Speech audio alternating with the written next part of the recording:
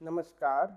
हम अलंकारों की चर्चा के क्रम में हैं और हमने अलंकार का परिचय प्राप्त किया है, अलंकार सिद्धांत की मान्यताओं को जाना है, अलंकार संप्रदाय के आचार्यों की धारणा से परिचित हुए हैं। आज के इस व्याख्यान में हम जो अलंकारों का विभाजन हुआ है, उस विभाजन को समझेंगे कि अलंकारों को किस तरह से विभाजित किया गया है और अलंकारों के विभाजन का आधार क्या है। शब्दालंकार, अर्थालंकार और उभयालंकार क्या हैं, इस व्याख्यान में हम यह जानने की चेष्टा करेंगे। अलंकारों के विभाजक तत्व की बात जब हम करते हैं तो हमारा ध्यान अलंकारिकों पर जाता है। स्वभावतः वे ऐसे आचार्य हैं जिन्होंने अलंकार को काव्य का प्रधान तत्व माना है। तो अलंकारिकों ने अलंकारों का विभाजन करते हुए उनके मूल तत्वों पर विचार किया है और अलंकारों के विभाजन के लिए, अलंकारों के विभाग के लिए उन्होंने कुछ सिद्धांत भी स्थिर किए हैं, कुछ सिद्धांत निश्चित किए हैं। इसका संकेत सबसे पहले रुद्रट के काव्यालंकार में मिलता है। सबसे पहले रुद्रट ने ही शब्दालंकारों और अर्थालंकारों का विभाजन किया था और उन्होंने ही सबसे पहले औपम्य, वास्तव, अतिशय और श्लेष को अलंकारों के विभाजन का मूल आधार माना। औपम्य, वास्तव, अतिशय और श्लेष, ये चार आधार थे रुद्रट के यहाँ, जिसको आधार मानकर उन्होंने अलंकारों का विभाजन प्रस्तावित किया था। यद्यपि रुद्रट का प्रस्तावित यह विभाजन और विभाजन का आधार बहुत तार्किक नहीं है, बहुत वैज्ञानिक विभाजन नहीं है, पर उसमें एक मौलिक सूझबूझ की सूचना वह देता है। इस विषय में बाद में जो अलंकार सर्वस्व के रचयिता हैं रुय्यक, उनका निरूपण बड़ा युक्ति युक्त और वैज्ञानिक माना गया है।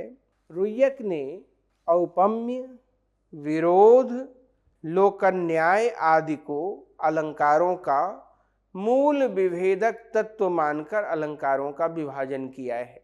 औपम्य, विरोध, लोकन्याय, ये सब आधार उन्होंने निश्चित किए और बाद के आचार्यों ने भी इन्हीं आधारों पर अलंकारों का विभाजन स्वीकार किया है। काव्य के शब्द और अर्थ ही शरीर के स्थान पर होते हैं। काव्य शरीर शब्द और अर्थ ही है। जिस प्रकार लोक में अलंकार शरीर की शोभा बढ़ाता है और शरीर के ऊपर स्थित रहता है, अंतर्वर्ती नहीं है, वह बाह्य साधन है, बाह्य उपकरण है, उसी तरह से ये काव्यालंकार भी शब्द और अर्थ में निवास करते हैं।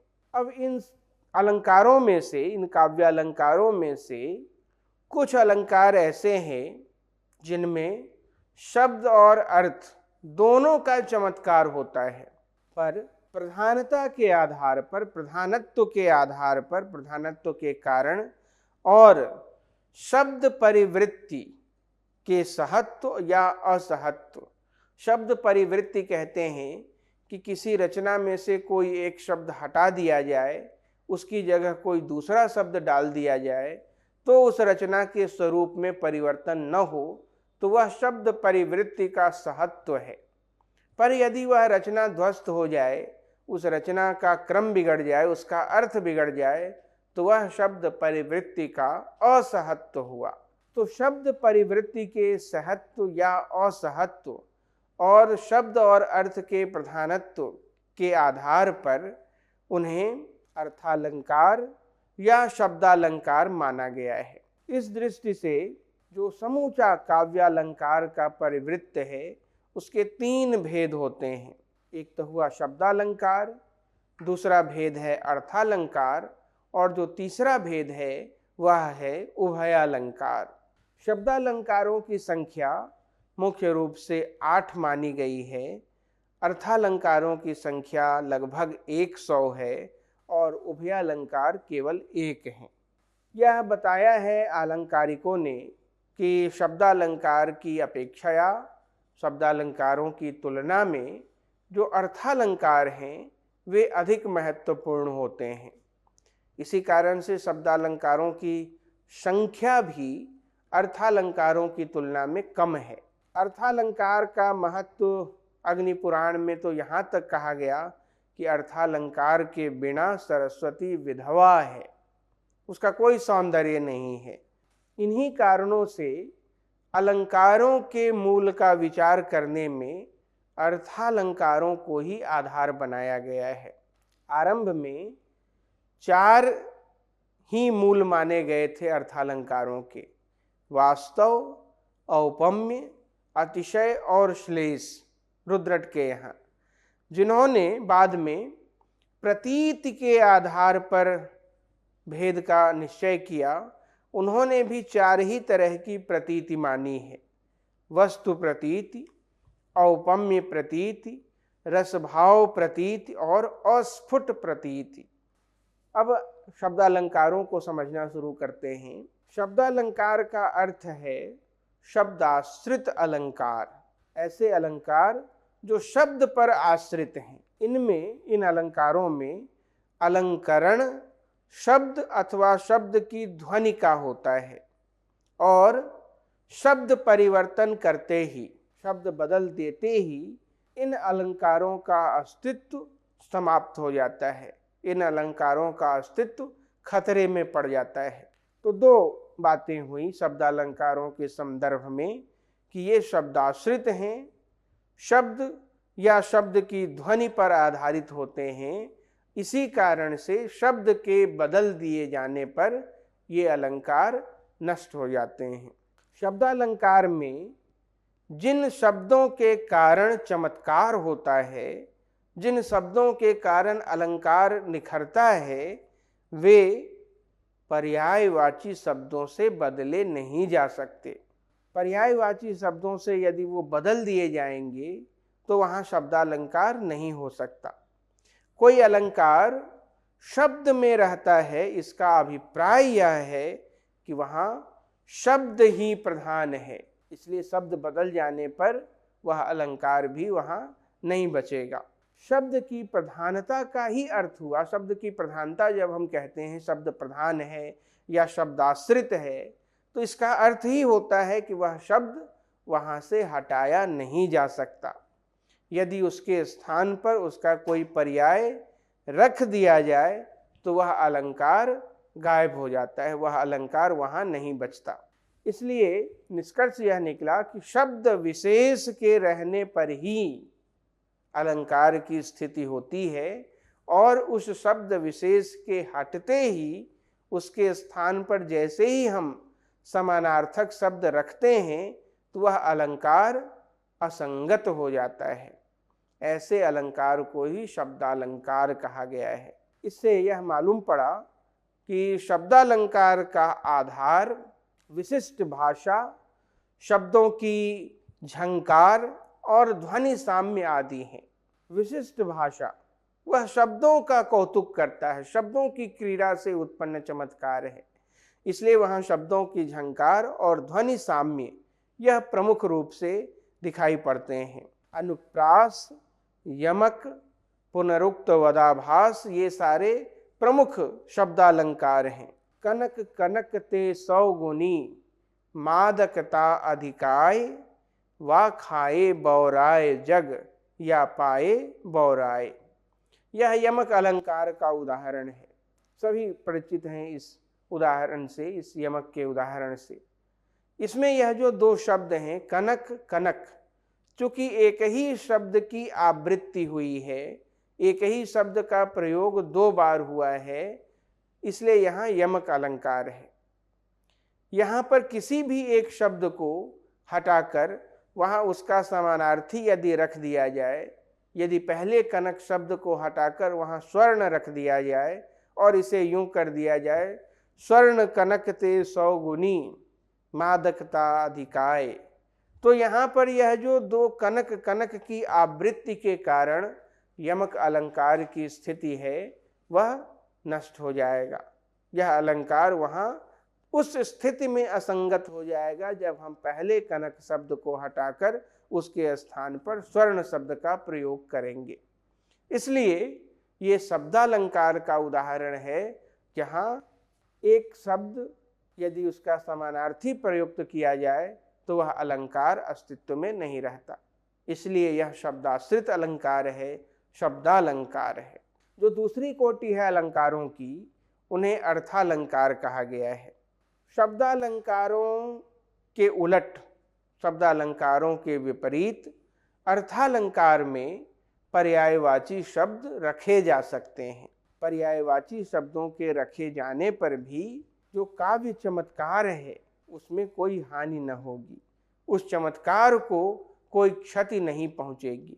यदि शब्द के पर्यायों में परिवर्तन करने पर भी अलंकार की सत्ता विद्यमान रहती है तो उसका कारण यह है कि वहाँ शब्द प्रधानता नहीं है, कोई और तत्व है प्रधान उस शब्द की जगह, और वह तत्व है अर्थ। तो शब्द की प्रधानता की जगह अर्थ की प्रधानता होती है, इसलिए शब्द बदल भी दिए जाते हैं तो अर्थ वहाँ वही रहता है, और अलंकार चूंकि उस अर्थ में है इसलिए वहाँ अलंकार को कोई क्षति नहीं पहुँचती। इसलिए कहा गया कि शब्द के पर्यायों में परिवर्तन करने पर भी अलंकार की सत्ता विद्यमान रहती है, और अर्थ की प्रधानता होने के कारण ही यह अर्थालंकार कहलाता है। अर्थालंकार का अर्थ हुआ अर्थाश्रित अलंकार, वह अलंकार जो शब्द पर आश्रित न होकर उससे निकलने वाले अर्थ पर आश्रित होता है। पानी का भी अर्थ एक विशेष है, जल का भी अर्थ वही विशेष है। तो पानी की जगह हम जल कहें तो भी अर्थ विशेष में क्षति नहीं हो रही है, और जब अर्थ विशेष से अलंकार का संबंध है तो वहाँ अलंकार भी असंगत नहीं होगा। इस तरह से अर्थाश्रित अलंकार ही अर्थालंकार हैं, और इनमें पर्यायवाची शब्दों का हेरफेर संभव है, क्योंकि इनका जो चमत्कार है वह अर्थगत चमत्कार होता है। इसी से काव्यशास्त्रीय भाषा में कहा गया कि जो अर्थालंकार हैं वे शब्द परिवृत्ति सहिष्णु, शब्द परिवृत्ति सहिष्णु। यदि शब्द परिवृत्त होता है, बदल दिया जाता है, तो भी ये उसको सह लेते हैं। शब्द परिवृत्ति का सहत्व है इसमें, शब्द परिवृत्ति सहिष्णु हैं और अर्थ निर्भर होते हैं। यानी अर्थालंकार कैसे हैं, तो उनकी प्रकृति है शब्द परिवृत्ति सहिष्णु होना और अर्थ निर्भर होना। अर्थालंकारों में मुख्य रूप से सादृश्य प्रधान अलंकार होते हैं। सादृश्य प्रधान अलंकार उपमा, रूपक, उत्प्रेक्षा, अनन्वय, प्रतीप, व्यतिरेक, भ्रांतिमान, अतिशयोक्ति, ये सब अर्थालंकारों के उदाहरण हैं। पर ये सारे उदाहरण मूलतः सादृश्य गर्भी हैं, सादृश्य प्रधान अलंकार हैं। एक उदाहरण देते हैं, नाक का मोती अधर की कांति से, बीज दाड़िम का समझकर भ्रांति से, देख कर सहसा हुआ शुक मौन है, सोचता है अन्य शुक यह कौन है। उर्मिला है, मैथिली शरण गुप्त की कविता है, कविता का अंश है यह। वह उर्मिला अपने नाक में एक मोती का आभूषण पहने हुए है, तो उर्मिला की नाक में पहने हुए मोती पर उसके ही ओठों की लाल आभा पड़ रही है। वह लाल हो गया है जो उसकी नासिका है, जिसे वह देखने वाले को दाड़िम फल, अनार के बीज की तरह दिखाई पड़ रहा है। अब एक तोता ने यह देखा तो तोता इसी कारण वह दाड़िम फल का जो बोध कर रहा है, उसे ऐसा लग रहा है कि यह दाड़िम फल ही है, उसका बीज है। तो इसी कारण उर्मिला की नाक को वह कोई दूसरा तोता समझ रहा है और पूछता है अन्य शुक यह कौन है। उसे यह समझ में नहीं आ रहा है कि ऐसा क्यों हो रहा। वह जो मोती है नाक पर, वह लाल दिखाई पड़ रही है और वह तोता उस लाल रंग के को देखकर ही उसे अलग सुग्गा अलग तोता समझ लेता है। इस भ्रम के कारण ही इन पंक्तियों में यहाँ भ्रांतिमान अलंकार है। अब यहाँ तोता का अर्थ बदल दीजिए, शब्द बदल दीजिए, वहाँ शुक कर दीजिए, शुक की जगह तोता कर दीजिए। सोचता है अन्य तोता यह कौन है, तो भी अलंकार की हानि नहीं हो रही है, अलंकार की क्षति नहीं हो रही है। वह भ्रांतिमान अलंकार यहाँ जस का तस है। नाक का मोती अधर की कांति से, यहाँ यदि अधर को ओठ शब्द से बदल दिया जाए, नाक का मोती ओठ की कांति से, बीज दाड़िम का समझकर भ्रांति से, देख कर सहसा हुआ तोता मौन है, सोचता है अन्य तोता यह कौन है। तो भ्रांति पर तो कोई संकट नहीं है, इसलिए यहाँ अलंकारत्व की क्षति नहीं हो रही है, अलंकारत्व की हानि नहीं हो रही है। और यही अर्थालंकारों की विशेषता है, यही कारण है कि उन्हें अर्थाश्रित कहा गया है। अब तीसरी जो कोटि है अलंकारों की, वह है उभयालंकार। यह कहा गया कि दो अलंकारों के मेल का नाम उभयालंकार है। अब ये दो शब्दालंकार भी हो सकते हैं, दो अर्थालंकार भी हो सकते हैं, या एक शब्दालंकार और एक अर्थालंकार हो सकते हैं। ये सारी स्थितियां उभयालंकार में संभव हैं। दो या अधिक या एक से अधिक की संख्या हो सकती है। तो किसी भी तरह से जब दो अलंकारों का प्रयोग एक जगह हो रहा हो तो वहाँ उभयालंकार कहा जाता है।